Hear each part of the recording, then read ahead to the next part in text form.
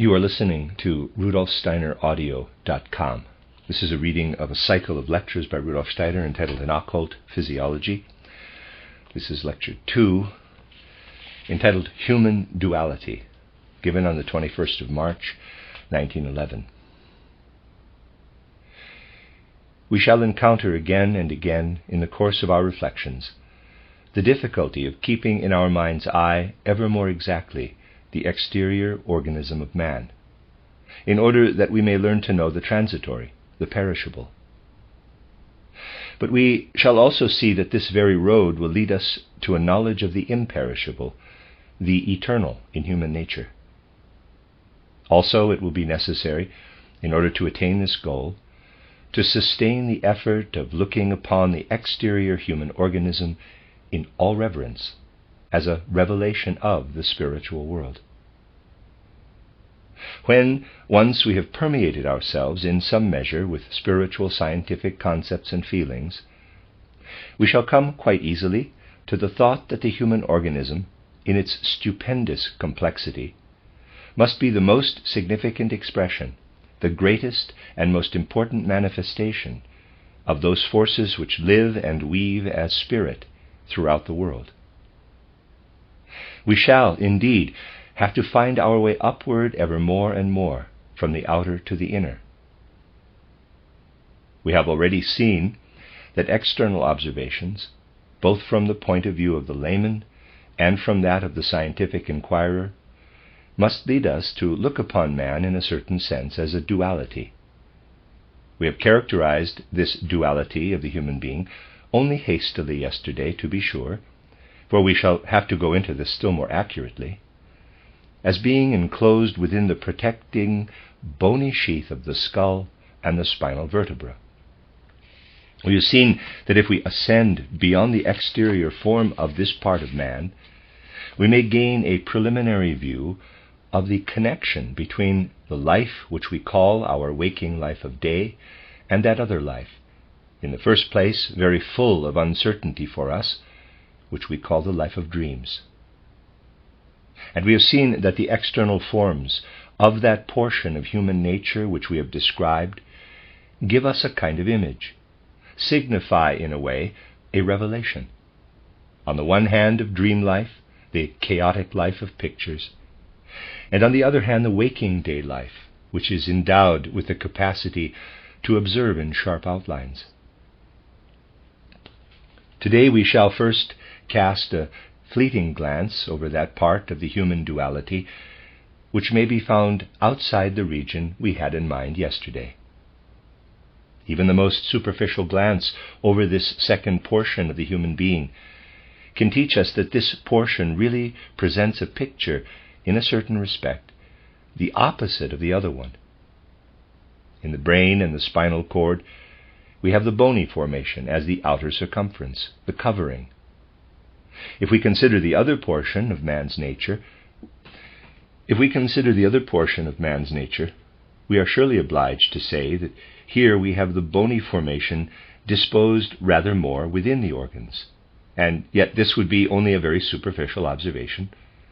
We shall be carried deeper into the construction of this other portion of man's nature, if for the moment we keep the most important systems of organs apart one from another, and compare them first outwardly with what we learned yesterday. The systems of organs, or systems of instruments, of the human organism, to be considered first in this connection, must be the apparatus of nutrition, and all that lies between this apparatus and that wonderful structure, the heart, which we readily experience as a sort of central point of the whole human organism. And here even a superficial glance shows us at once that these systems of instruments, especially the apparatus of nutrition, as we may call it in everyday speech, are intended to take in the substances of our external earthly world and prepare them for further digestive work in the physical organism of man. We know that this apparatus of digestion begins by extending downward from the mouth, in the form of a tube, to the organ which everyone knows as the stomach. And a superficial observation teaches us that from those articles of food which are conveyed through this canal into the stomach, the portions which are to a certain extent unassimilated are simply excreted, whereas other portions are carried over by the remaining digestive organs into the organism of the human body. It is also well known that adjoining the actual digestive apparatus in the narrower sense of the term, and for the purpose of taking over from it in a transformed condition the nutritive substances with which it has been supplied, is what we may call the lymph system. I shall at this point speak merely in outline. We may repeat accordingly that adjoining the apparatus of nutrition, insofar as this is attached chiefly to the stomach, there is this system of organs called the lymph system, consisting of a number of canals, which in their turn spread over the whole body, and that this system takes over, in a certain way, what has been worked over by the rest of the digestive apparatus and delivers it into the blood. And then we have the third of these systems of organs, the blood vessel system itself, with its larger and smaller tubes extending throughout the entire human organism, and having the heart as the central point of all its work. We know also that going out from the heart, those blood vessels or blood-filled vessels, which are called arteries, convey the blood to all parts of our organism, that the blood goes through a certain process in the separate parts of the human organism, and is carried back to the heart by means of other similar vessels which bring it back, however in a transformed condition, as so-called blue blood, in contrast to its red state. We know that this transformed blood, no longer useful for our life, is conducted from the heart into the lungs, that it there comes into contact with the oxygen taken up from the outer air, and that by means of this it is renewed in the lungs and conducted back again to the heart, to go its way afresh throughout the whole human organism. If we are to consider these systems in their completeness, in order to have in our external method of observation a foundation for the occult method, let us begin by holding to that system which must at the very outset obviously be for everyone the central system of the entire human organism, namely the blood and heart system. Let us, moreover, keep in mind that after the stale blood has been refreshed in the lungs, transformed from blue blood into red blood, it returns once more to the heart, and then goes out again from the heart as red blood, to be used in the organism. Notice that everything which I intend to draw will be in mere outline, so that we shall be dealing only with diagrams.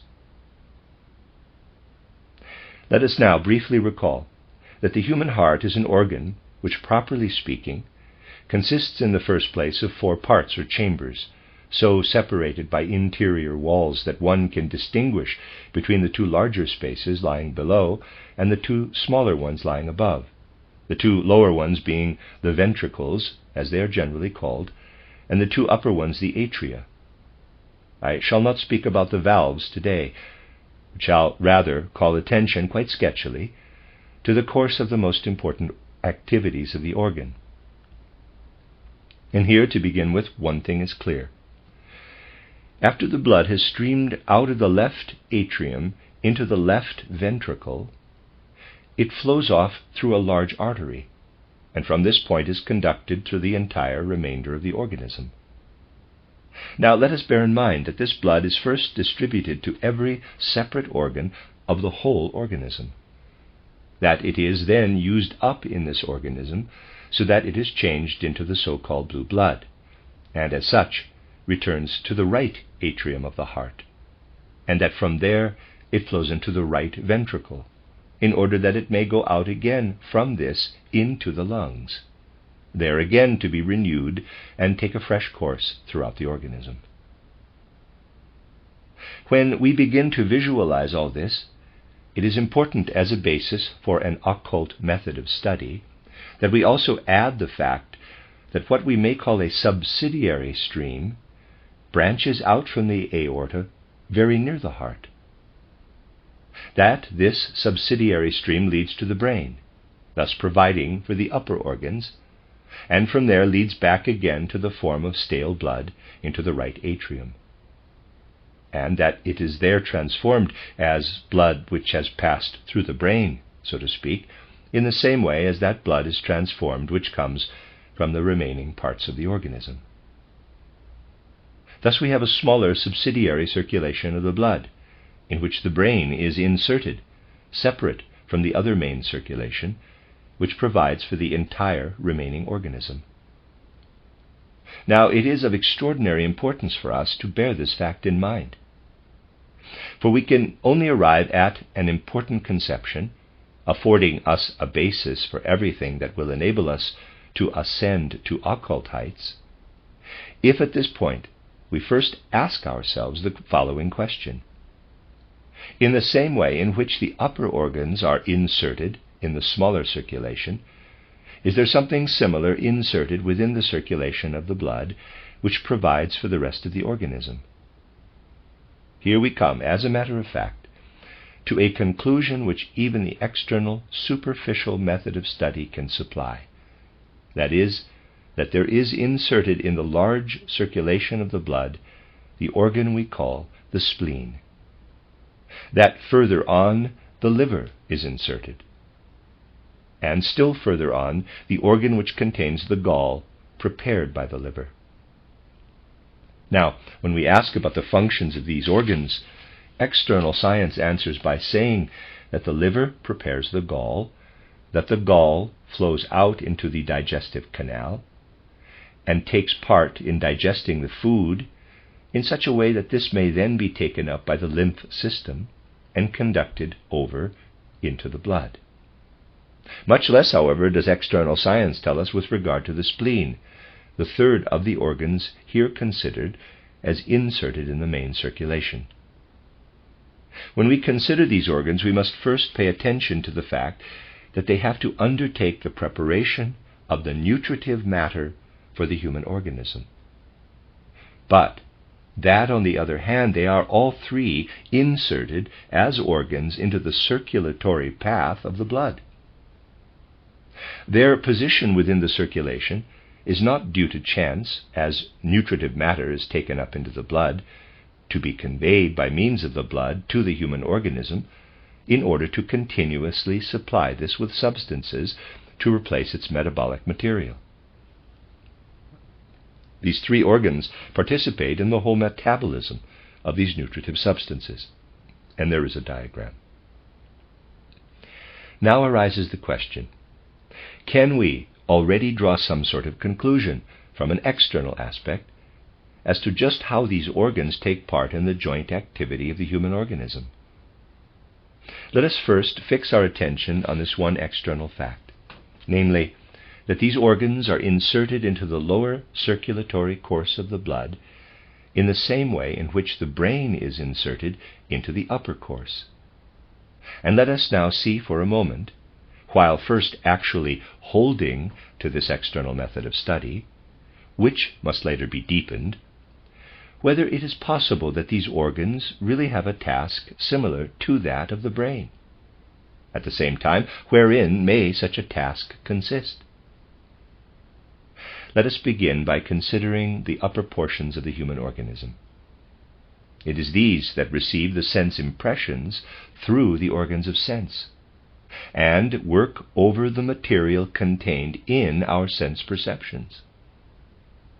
We may say, therefore, that what takes place in the human head, in the upper part of the organism, is a working over of those impressions which flow in from outside through the sense organs, and that what we may describe as the cause of everything that takes place in these upper parts is to be found in its essence in the external impressions or imprints.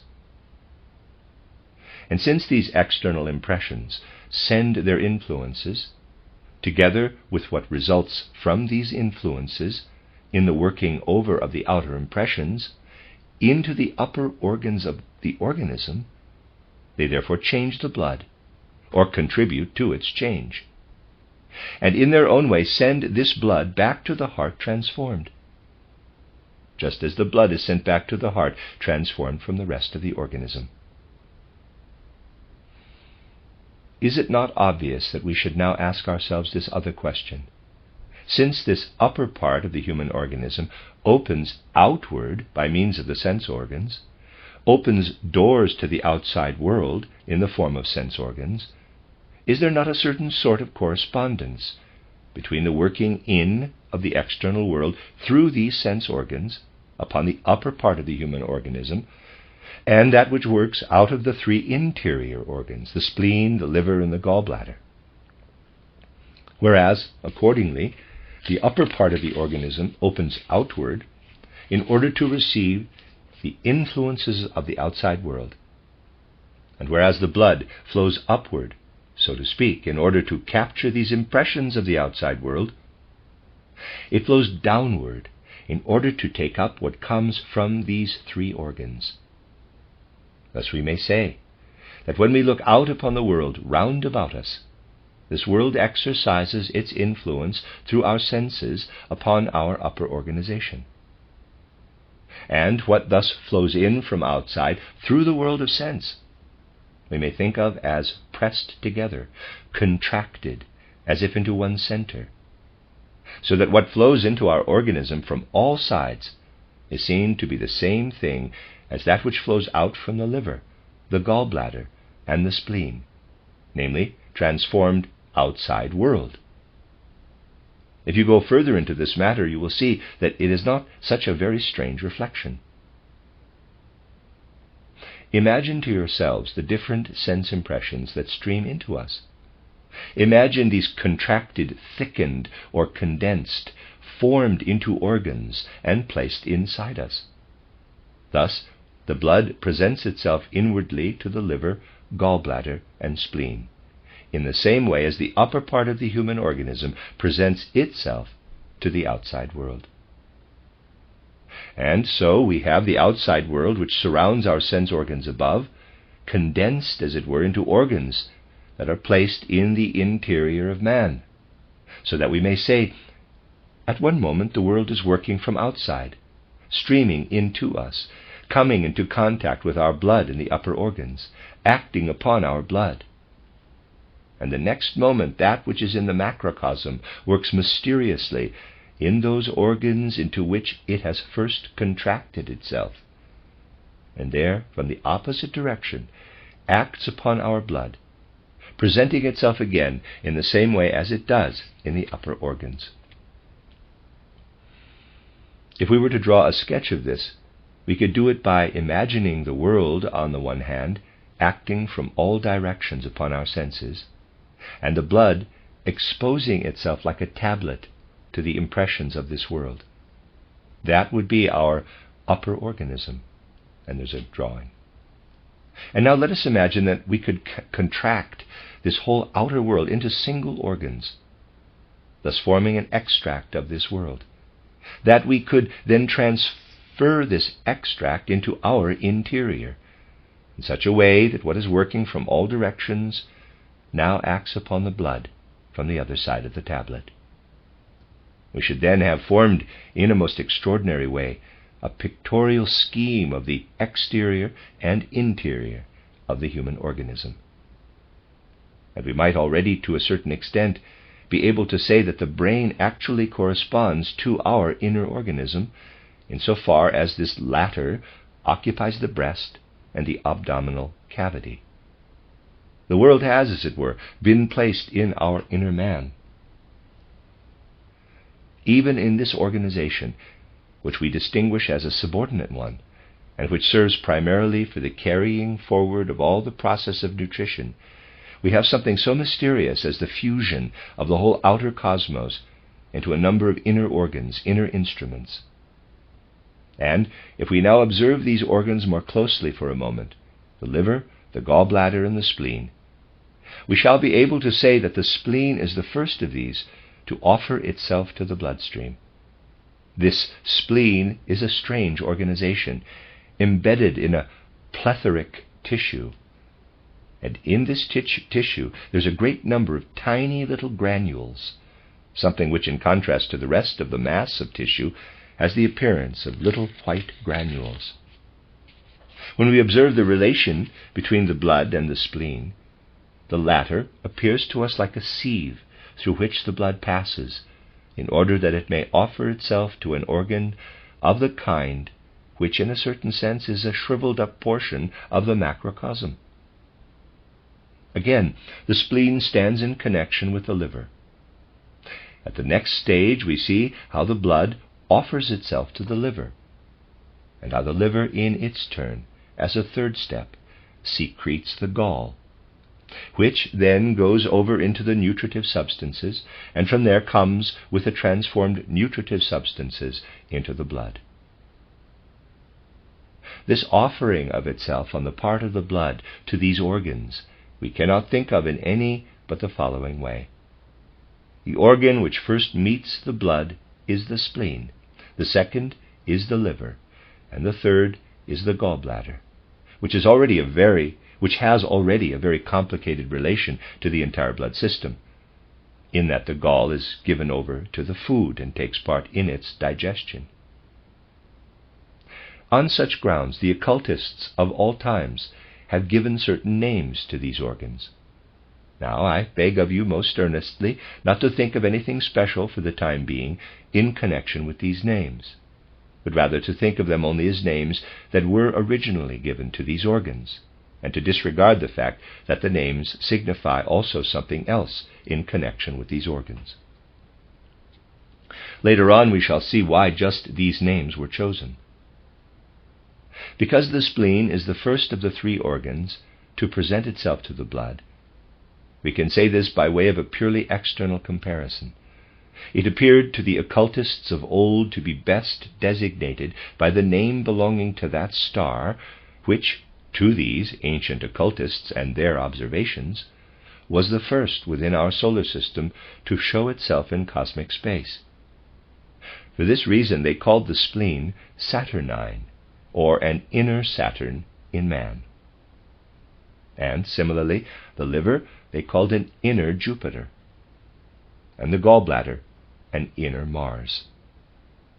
Let us begin by thinking of nothing in connection with these names, except that we have chosen them because we have arrived at the concept, at first hypothetical, that the external worlds, which otherwise are accessible rather to our senses, have been contracted into these organs, and that in these organs inner worlds, so to speak, come to meet us, just as outer worlds meet us in the planets. We may now be able to say that just as the external worlds show themselves as acting upon the blood system, in that they influence that for which the blood system is there. Let me read that sentence again. We may now be able to say that just as the external worlds show themselves as acting upon the blood system, in that they influence that for which the blood system is there. We shall find, to be sure, a significant difference between what we spoke of yesterday as the peculiarities of the human brain, and that which here appears to us as a sort of inner cosmic system. This difference lies simply in the fact that man, to begin with, knows nothing about what takes place within his lower organism. That is, he knows nothing about the impressions which the inner worlds, or planets, as we may call them, make upon him, whereas the very characteristic of the other experience is that the outer worlds do make their impressions upon his consciousness. In a certain respect, therefore, we may call these inner worlds the realm of the unconscious, in contrast to the conscious realm we have learned to know in the life of the brain. Now, precisely that which lies in this conscious and this unconscious is more clearly explained when we employ something else to assist us. We all know that external science states that the organ of consciousness is the nerve system, together with all that pertains to it. Now, we must bear in mind, as a basis for our occult study, a certain relationship which the nerve system has to the blood system, that is, to what we have today considered in a sketchy way. We then see that our nerve system, everywhere, enters in ways into relation with our blood system, that the blood everywhere presses upon our nerve system. Moreover, we must here first take notice of something that external science, in this connection, holds to be already established. This science looks upon it as a settled matter, that in the nerve system is to be found the sole and entire regulator of all activity of consciousness, of everything, that is, which we characterize as, in quotes, soul life. We cannot here refrain from recalling, although at first only by way of allusion, for the purpose of authenticating this later on, that for the occultist, the nerve system exists only as a sort of basis for consciousness. For precisely in the same way that the nerve system is a part of our organism and comes into contact with the blood system, or at least bears a certain relation to it, so do the ego and that which we call the astral body make themselves a part of the whole human being. And even an external observation, which has frequently been employed in my lectures, can show us that the nerve system is in a certain way a manifestation of the astral body. Through such an observation we can see that in the case of ordinary inanimate beings in nature, we can ascribe only a physical body to that part of their being which they present to us. When, however, we ascend from inanimate, inorganic natural bodies to animate natural bodies, to organisms, we are obliged to suppose that these organisms are permeated by the so-called ether body or life body, which contains in itself the causes of the phenomena of life. We shall see later on that anthroposophy or occultism does not speak of the ether body or life body in the same way that people in the past spoke of, quote, life force, close quote. Rather, does anthroposophy, when it speaks of the ether body, speak of something which the spiritual eye, EYE, actually sees, that is, of something real underlying the external physical body. When we consider the plants, we are obliged to attribute to them an ether body, and if we ascend from the plants to sentient beings, to the animals, we find that it is this element of sentiency, or inner life, or better still, of inner experience, which primarily differentiates the animal externally from the plant.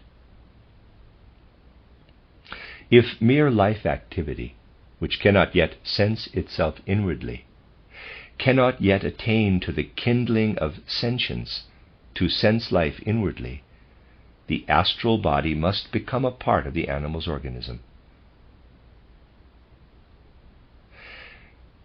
And in the nerve system, which the plants do not yet have, we must recognize the external instrument of the astral body, which in turn is the spiritual prototype of the nerve system. As the archetype is related to its manifestation, to its image, so is the astral body related to the nerve system. Now, when we come to man, and I said yesterday that in occultism our task is not as simple as it is for the external scientific method, in which everything can, so to speak, be jumbled together, we must always, when we study the human organs, be aware of the fact that these organs or systems of organs are capable of being put to certain uses, for which the corresponding systems of organs in the animal organism, even when these appear similar, cannot be used. At this point we shall merely affirm, in advance, what will appear later as having a still more profound basis, that in the case of man we must designate the blood as an external instrument for the ego, for all that we denote as our innermost soul center, the ego, so that in the nerve system we have an external instrument of the astral body, and in our blood an external instrument of the ego. Just as the nerve system in our organism enters into certain relations with the blood, so do those inner soul faculties which we experience in ourselves as our representations, feelings or sensations, etc., enter into a certain relation with our ego. The nerve system is differentiated in the human organism in manifold ways. The inner nerve fibers at the points where these develop into nerves of hearing, of seeing, for example, show us how great its differentiation is. The nervous system is something that extends throughout the organism in such a way as to comprehend the most manifold inner diversities. A study of the blood as it streams through the organism shows us that, even taking into account the transformation from red into blue blood, it is nevertheless a uniform entity in the whole organism. With this characteristic unity, it comes into contact with the differentiated nerve system, just as does the ego with the differentiated soul life. For it also is made up of representations, sensations, will impulses, feelings, and the like. The further you pursue this comparison, and it is given meanwhile only as a comparison, the more clearly you will be shown that a far-reaching similarity exists in the relations of the two archetypes, the ego and the astral body, to their respective images, the blood system and the nerve system. Now, of course, one may say at this point that blood is certainly blood everywhere. However, it undergoes certain changes in flowing through the organism. It is possible to draw a parallel between these changes that take place in the blood and what goes on in the ego. But our ego is an entity. As far back as we can remember in our life between birth and death, we can say, quote, "This ego was always present, in our 5th year just as in our 6th year, yesterday just as today, it is the same ego," close quote. And yet if we now look into what this ego contains, we shall discover this fact. This ego that lives in me is filled with a sum total of representations, sensations, feelings, etc., which are to be attributed to the astral body and which come into contact with the ego. A year ago, this ego was filled with a different content. Yesterday, it contained still another, and today its content is again different. Thus the ego we see comes into contact with the entire soul content, streams through this entire soul content. And just as the blood streams through the whole organism and comes everywhere into contact with the differentiated nerve system, so does the ego meet with the differentiated life of the soul in representations, feelings, will impulses, and the like. Already, therefore, this simple comparative method of study shows us that there is some justification in looking upon the blood system as an image of the ego, and the nerve system as an image of the astral body, as higher supersensible members of the nature of man, while the etheric body connects itself more with the physical body. It is necessary for us to remember that the blood streams throughout the organism in the manner already indicated. That on the one side it presents itself to the outer world like a tablet facing the impressions of the outer world. On the other side it faces what we have called the inner world. And indeed it is so also with our ego. We first direct this ego of ours toward the outside world and receive impressions from it. There results from this a great variety of content within the ego.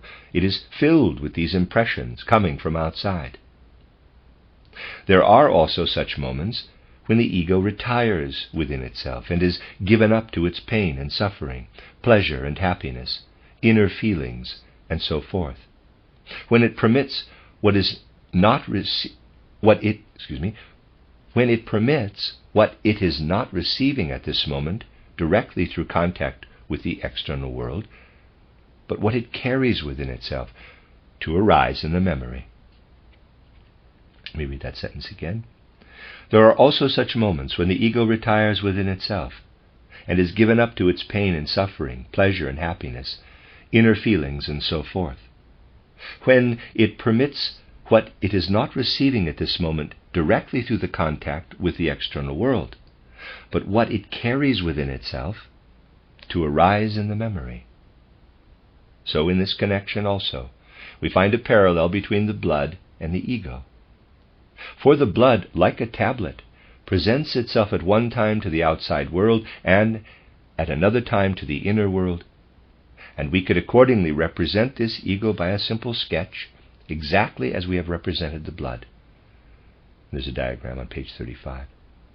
We can bring the external impressions which the ego receives, when we think of them as concepts, as soul pictures in general, into the same sort of relation to the blood, same sort of relation to the ego as that which we have brought about between our blood and the real external occurrences coming to us through the senses.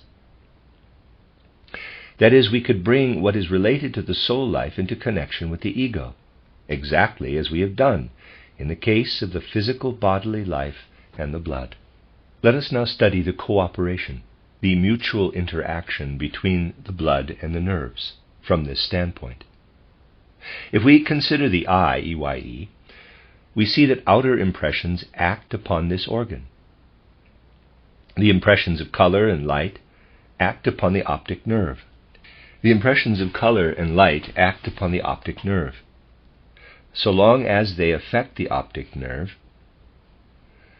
having for themselves an active instrument in the nerve system, we are able to affirm that they have an effect upon the astral body. We may state that at the moment when a relationship occurs between the nerves and the blood, the parallel process which takes place in the soul is that the manifold representations within the life of the soul come into connection with the ego. When, therefore, we consider this relationship between the nerves and the blood, we may represent by another diagram how that which streams in from outside through the nerves when we see an object forms a certain connection with that part of the circulation of the blood which comes into the region of the optic nerve. This relationship is something of extraordinary importance for us if we wish to observe the human organism in such a way that our observation shall provide a basis for arriving at the occult foundations of the human being. There's a diagram. In ordinary life, the process that takes place is such that each influence transmitted by means of the nerves inscribes itself in the blood as on a tablet, and in doing so records itself in the instrument of the ego. Let us suppose for a moment, however, that we should artificially put a man in such a condition that the activity of the nerve should be severed from the circulation of the blood, so that they could no longer act upon each other. We can indicate this by a diagram in which the two parts are shown more widely separated, so that a reciprocal action between the nerves and the blood can no longer take place. In this case, the condition may be such that no impression can be made upon the nerve. Something of this sort can be brought about if, for example, the nerve is cut.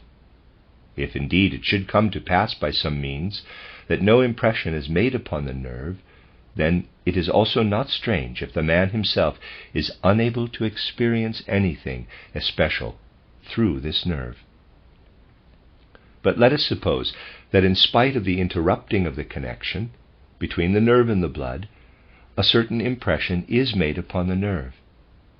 This can be brought to pass through an external experiment by stimulating the nerve by means of an electric current. Such an external influence on the nerve does not, however, concern us here. But there is still another way of affecting the nerve under conditions in which it cannot act upon the course of the blood normally connected with it. It is possible to bring about such a condition of the human organism, and this is done in a particular way, by means of certain representations, emotions, and feelings, which the human being has experienced and made a part of himself. and which, if this inner experiment is to be truly successful, ought, properly speaking, to be really lofty, moral or intellectual ideas.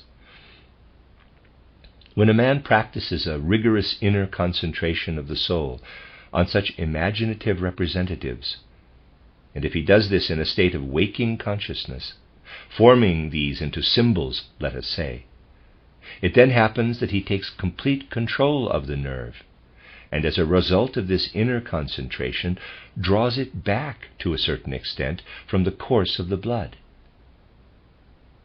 For when man simply gives himself up to normal external impressions, the natural connection between the nerve and the circulation is present. But if, in strict concentration upon his ego, he holds fast to what he obtains in a normal way, apart from all external impressions and apart from what the outside world brings about in the ego, he then has something in his soul which can have originated only in the consciousness, and is the content of consciousness, and which makes a special demand upon the nerve and separates its activity then and there from its connection with the activity of the blood. The consequence of this is that by means of such inner concentration, which actually breaks the connection between the nerve and the blood, that is, when it is so strong that the nerve is in a certain sense freed from its connection with the blood system, the nerve is at the same time freed from that for which the blood is the external instrument, namely, from the ordinary experiences of the ego. And it is indeed a fact, this finds its complete experimental support through the inner experiences of that spiritual training designed to lead upward into the higher worlds, that as a result of such concentration, the entire nerve system is separated from the blood system and from its ordinary tasks in connection with the ego. It then happens, as the particular consequence of this, that whereas the nerve system had previously written its action upon the tablet of the blood, it now permits what it contains within itself as a working force to return into itself, and does not permit it to reach the blood. It is therefore possible, purely through processes of inner concentration, to separate the blood system from the nerve system, and thereby to cause that which, pictorially expressed, would otherwise have flowed into the ego to course back again into the nerve system. Now, the peculiar thing is that when the human being once actually brings this about through such inward exertion of the soul, he has then an entirely different sort of inner experience. He stands before a completely changed horizon of consciousness, which we may attempt to describe as follows. When the nerve and the blood have an appropriate connection with each other, as is the case in normal life, man brings into relation with the ego the impressions which come from within his inner being and those which come from the outer world. The ego then conserves those forces which reach out along the entire horizon of consciousness, and everything is related to the ego. But when, through inner concentration, he separates his nerve system, lifts it, that is to say, through inner soul forces out of his blood system, he does not then live in his ordinary ego. He cannot then say I with respect to that which he calls his self, in the same sense in which he had previously said I in his ordinary normal consciousness. It then seems to the man as if he had quite consciously lifted a portion of his real being out of himself, as if something which does not ordinarily see, which is supersensible and works in upon his nerves, does not now impress itself upon his blood tablet, or make impression upon his ordinary ego. He feels himself lifted away from the entire blood system, raised up, as it were, out of his organism, and he meets something different as a substitute for what he has experienced in the blood system. Whereas the nerve activity was previously impressed upon in the blood system, it is now reflected back into itself. He is now living in something different. He feels himself in another ego, another self, which before this could at best be merely divined. He feels a supersensible world uplifted within him. If once more we draw a sketch showing the relation between the blood and the nerve, or the entire nerve system, as this receives into itself the impressions from the outside world, this may be done in the following way, and there's a diagram. The normal impressions would then impress themselves in the blood system, and thus be within it. If, however, we have removed the nerve system, nothing goes into the blood system. Everything flows back again into the nerve system. And thus a world has opened to us of which we had previously no intimation. It is opened as far as the terminations of our nerve system, and we feel the recoil. To be sure, only he can feel this recoil who goes through the necessary soul exercises. In the case of the normal consciousness, man feels that he takes into himself whatever sort of world happens to face him, so that everything is inscribed upon the blood system as on a tablet, and he then lives in his ego with these impressions. In the other case, however, he goes with these impressions only to that point where the terminations of the nerves offer him an inner resistance. Here, at the nerve terminals, he rebounds, as it were, and experiences himself in the outside world. Thus, when we have a color impression, which we receive through the eye, i.e., it passes into the optic nerve, impresses itself upon the tablet of the blood, and we feel what we express as a fact when we say, quote, "I see red," close quote. But now, after we have made ourselves capable of doing so, let us suppose that we do not go with our impressions as far as the blood, but only to the terminations of the nerves. That at this point we rebound into our inner life, rebound before we reach the blood. In that case, we live, as a matter of fact, only as far as our eye, i.e., our optic nerve. We recoil before the bodily we recoil before the bodily expression of our blood.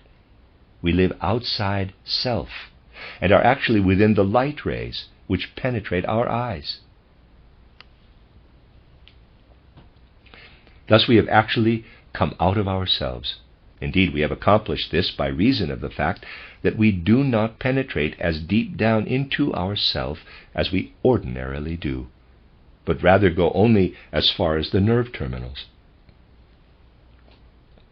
The effect on a soul life such as this, if we have brought it to the stage where we turn back at the terminations of the nerves into our inner being, so that we do not go as far as our blood, whereas otherwise the normal consciousness of the inner man ordinarily goes down into the blood, and the soul life identifies itself with the physical man, feels itself at one with him. As a result of these external observations, we have today succeeded in disconnecting the entire blood system, which we have thought of as a kind of tablet that presents itself on the one side to the external, on the other side to the internal impressions, from what we may call the higher man, the man we may become if we find release from ourselves and become free. Now we shall best be able to study the whole inner nature of this blood system if we do not make use of general phrases, but observe what exists as reality in man, namely the supersensible, invisible man to whom we can lift ourselves when we go only as far as the terminations of our nerves. And if we also observe man as he is when he goes all the way into the blood. For we can then advance further to the thought that man can really live in the outside world, that he can pour himself out over the whole external world, can go forth into this world and view from the reverse standpoint, as it were, the inner man, or what is usually meant by that term. In short, we shall learn to know the functions of the blood and of those organs which are inserted into the circulatory course of the blood, when we can answer the following questions. What does a more accurate knowledge show us? When that which comes from a higher world, to which man can raise himself, is portrayed upon the tablet of the blood. It shows us that everything connected with the life of the blood is the very central point of the human being. When, without coining phrases, but rather looking only at sensible as well as supersensible realities, we consider carefully the relationship of this wonderful system to a higher world. For this is, in truth, to be our task, to learn to see clearly the whole visible physical man as an image of that other man who is rooted and lives in the spiritual world. We shall thereby come to find that the human organism is one of the truest images of that spirit which lives in the universe, and we shall attain to a very special understanding of that spirit.